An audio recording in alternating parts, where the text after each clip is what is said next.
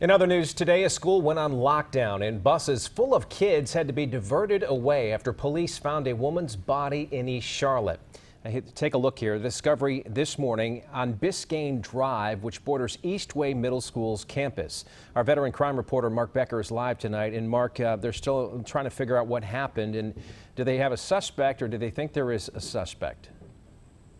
Well, if they do, Scott, they're not telling us. In fact, they haven't released the name of the victim. We do know that she was found here along Biscayne Drive, which is a dead-end road, by the way.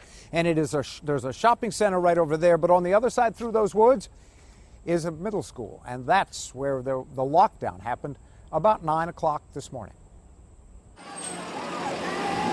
The morning buses eased into the parking lot behind Eastway Middle School an hour later than usual. Less than 100 yards away, police gathered at the dead end of Biscayne Drive, where someone had found a woman's body about the time school was supposed to start. And not long after LaShawn Austin had put her daughter on the bus. I was panicking because my daughter had texted me and said that there was an emergency at the school. They had to go to Mary Oaks.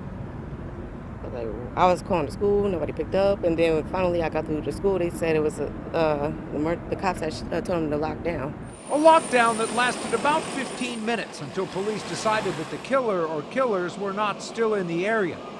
One of the first questions for detectives was whether the murder had happened there or somewhere else. There's always a possibility that the person was placed here, so that becomes part of the investigation of looking at the area around to see if there's shell casings or drag marks, things of that case. That is certainly part of the investigation.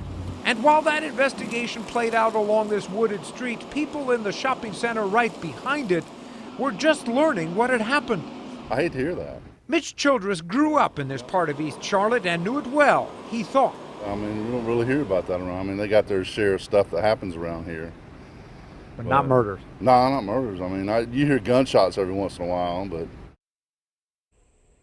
And one of the theories that neighbors here had is that perhaps the woman was walking from that shopping center, which is on the other side of the woods there, through that trail, out here to Biscayne Drive. But at this point, police aren't saying anything whether she was killed here or, in fact, who she is. Scott? All right, a lot of unanswered questions tonight. Thanks, Mark.